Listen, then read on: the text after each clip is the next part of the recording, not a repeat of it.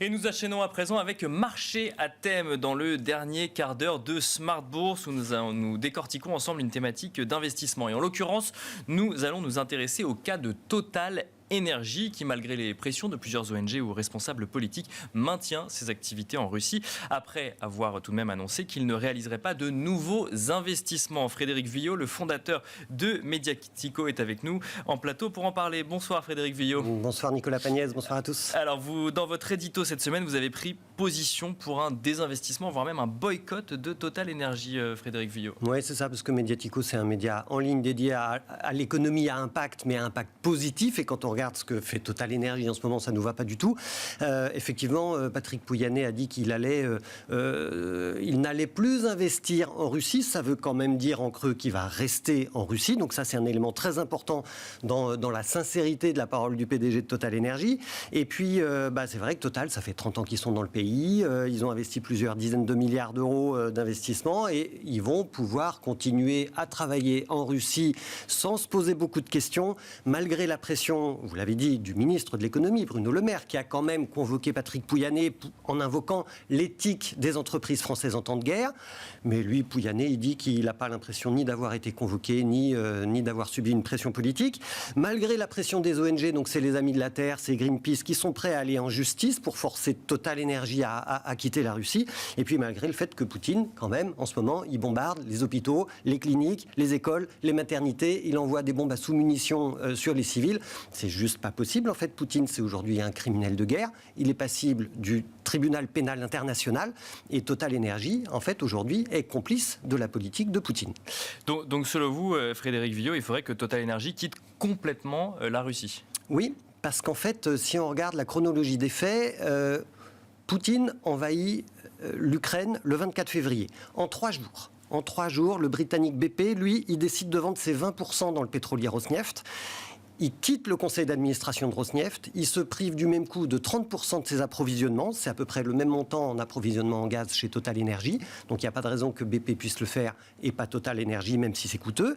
Et puis dans le même temps, on a aussi Shell qui se désengage de Gazprom, on a d'autres occidentaux qui arrêtent leurs opérations en Russie, c'est l'italien Eni, c'est le norvégien Equinor, c'est l'américain Exxon. En fait, on voit que Total, il fait cavalier seul. Et alors, pourquoi il faudrait que toutes les entreprises françaises quittent la Russie, selon vous ? Alors, tout dépend avec qui travaillent les entreprises françaises en Russie, et ça dépend aussi de l'impact en termes d'emploi que peut avoir le retrait d'une entreprise française qui est très implantée aujourd'hui en Russie. Si on prend l'exemple de Renault, ils emploient aujourd'hui 40 000 personnes en Russie. Auchan, c'est 30 000 personnes. Mais en même temps, vous regardez ces deux entreprises-là, leur activité, elle consiste à vendre des produits et des services à la population russe. Si vous regardez Total Énergie, ils emploient 200 personnes en Russie. Et quand Total Énergie travaille avec l'État, c'est très différent parce que ils travaillent avec des compagnies pétrolières contrôlées de près ou de loin par l'État russe. Donc en fait, Total finance l'État russe et contribue indirectement au financement de la guerre de Poutine contre l'Ukraine. Alors si on se place du point de vue de Total maintenant, pour le coup, effectivement, vous l'avez mentionné, donc vous avez donné le rapport finalement de ce que ça pouvait coûter à BP en expliquant que c'est effectivement à peu près la même chose pour Total. Un retrait de la Russie aujourd'hui pour Total Énergie, ça lui coûterait une fortune à ce fleuron du CAC 40 pour le coup. Oui, alors évidemment, ils n'ont pas encore chiffré ce que ça pourrait leur coûter, puisque ce n'est pas dans leur stratégie. On sait par contre que Total Énergie vient d'enregistrer au titre de l'année 2021 14 milliards d'euros de bénéfices nets après paiement des impôts. C'est un bénéfice record historique chez Total. Ils ne sont vraiment pas en difficulté financière. Et puis, évidemment que la guerre, elle coûte cher aux entreprises. C'est la guerre. D'ailleurs, ce serait ni moral ni normal que des entreprises puissent bénéficier économiquement d'une guerre. Aujourd'hui, ça n'est pas normal que Total, après l'annexion de la Crimée en 2014, ait continué de traiter avec la Russie comme si de rien n'était pour mettre en place un projet de GNL, de gaz naturel liquéfié, au nord de la Russie. Ça n'est pas normal que Total ait dû attendre les révélations du journal Le Monde pour quitter la Birmanie au mois de janvier, après qu'on ait compris qu'ils étaient en train de financer la junte militaire.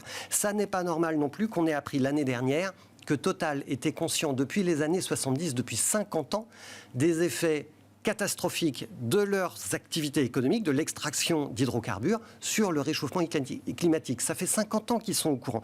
Donc Total aujourd'hui pour nous, chez Mediatico, c'est une entreprise qui est anti-citoyenne, anti-écologique, anti-démocratique. Et donc, votre vision, c'est d'arrêter d'investir dans Total si Total ne quitte pas la Russie, c'est ça? C'est ça. Alors, vous regardez un petit peu la stratégie des gérants dans l'investissement socialement responsable, les gérants ISR, qui utilisent des critères ESG, des critères d'environnement, sociaux, de gouvernance. Et effectivement, ils disent... il faut désinvestir les entreprises qui sont moralement, qui sont pas morales en fait, qui sont pas éthiques. Et donc, si vous avez des actions Total dans votre portefeuille, il faut les vendre. Si vous avez des obligations de l'État russe dans votre portefeuille, il faut les rendre. Parce que si vous ne le faites pas, en fait, vous financez leur stratégie. Et d'autre part, il y a les gérants ISR, ils prônent aussi le name and shame, c'est-à-dire on nomme et on accuse en réalité les entreprises qui ne sont pas vertueuses de leurs actions. Et on dit précisément ce qui fait quand leur morale est contraire à l'éthique. Alors en termes de finances, c'est toujours difficile de savoir ce qu'il y a dans le portefeuille du voisin.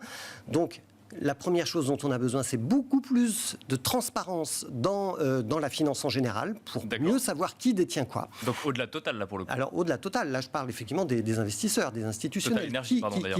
Oui, Total Énergie. Qui détient des actions Total Énergie dans la planète finance? Voilà qui est une question intéressante, parce qu'évidemment, tout le monde n'a pas envie de désinvestir, mais c'est intéressant de savoir qui détient quoi, pour aller dire, oui, en fait, vous, on a envie de faire pression sur vous pour que vous cédiez vos parts de Total et que vous cédiez vos obligations russes pour arrêter de financer cette stratégie guerrière. Et puis, en matière de gouvernance, le G dans les critères ESG, aujourd'hui, on sait que chez Total Énergie, il y a 13 administrateurs. Le premier d'entre eux, c'est le PDG, Patrick Pouyanné, mais il y en a d'autres. Et en fait, ces gens-là, il faut juste dire qui c'est, parce qu'ils ont les moyens d'orienter différemment la stratégie de Total Énergie. Donc, il y a Patricia Barbizet de chez Temaris, il y a Jean Lemierre chez BNP Paribas, il y a le patron de Valeo, il y a Anne-Marie Hydrac, qui aujourd'hui est administratrice indépendante. Ces gens-là doivent orienter autrement la stratégie de Total Énergie au moment où il y a une guerre grave en Ukraine, opérée par la Russie, et la Russie qui est mise au banc de la communauté internationale. Alors là, vous nous parlez des fonds ESG. J'imagine que si je vous pose la question sur les particuliers, la stratégie est globalement la même, Frédéric Villot? Oui, en fait, on se dit, oui, mais moi, qu'est-ce que je peux faire? Moi, tout seul, à mon petit niveau, en fait, on peut faire quelque chose. Total Énergie, c'est des stations-service. Ils en ont 1500 en France, à peu près, j'arrondis. Ils sont leaders du secteur, mais en même temps, ils n'ont que 15% du marché des stations-service. Juste derrière, ils sont talonnés par Intermarché, Système U, Carrefour, Leclerc.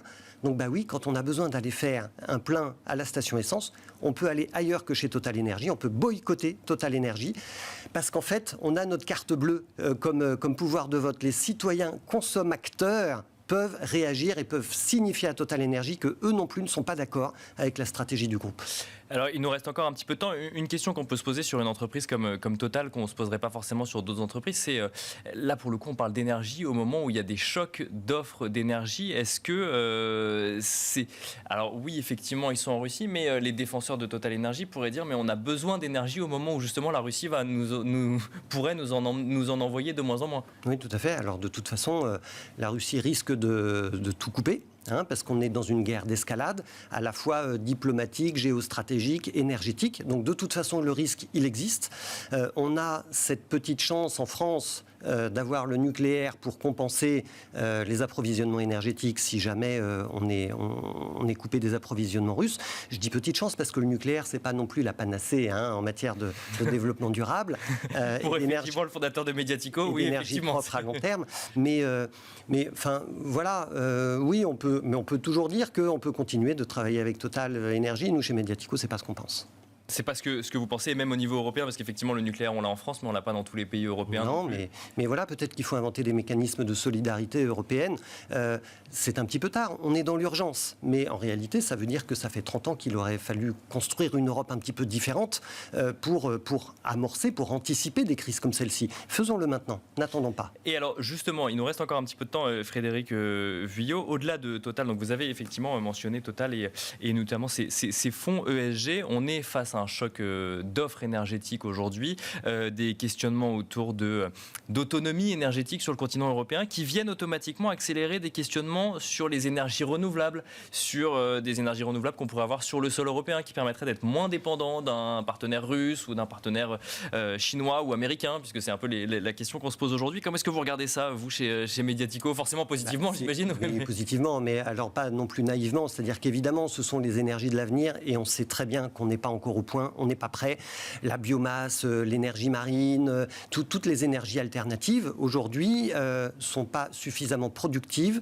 On a du mal à stocker l'électricité, on le sait. Et donc, voilà, on est face à un mur technologique.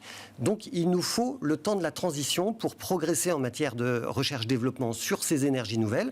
Et le gap de la transition, c'est la période du nucléaire aujourd'hui. Même Yannick Jadot, le candidat écologiste, est en train de dire « Bah oui, finalement, le nucléaire, il faut quand même s'en accommoder dans les 30 années qui viennent. » Parce que c'est l'énergie de transition. Mais voilà, c'est une énergie de transition. Et ça n'est pas une fin en soi, le nucléaire. Il ne faut surtout pas que ça le soit.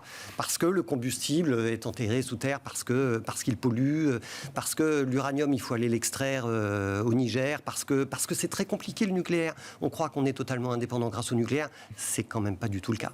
Oui, effectivement, il faut quand même les faire tourner, effectivement, ces centrales nucléaires. Et il faut importer de l'uranium. Dernière question, peut-être sur le paradoxe du contexte actuel. Donc, on parle de transition énergétique. Et finalement, avec cette guerre entre la Russie et l'Ukraine, la première question qu'on se pose tous, ou en tout cas que se posent les gouvernements, c'est où est-ce que je vais trouver du pétrole, du gaz ou du charbon demain pour avoir de l'électricité pour mon pays? Eh bien, peut-être qu'on ne va pas en trouver autant qu'on aimerait en trouver aujourd'hui. Et ce n'est pas un hasard si l'Union européenne a commencé par dire la semaine dernière il faut faire des économies d'énergie. Il va falloir commencer à consommer moins.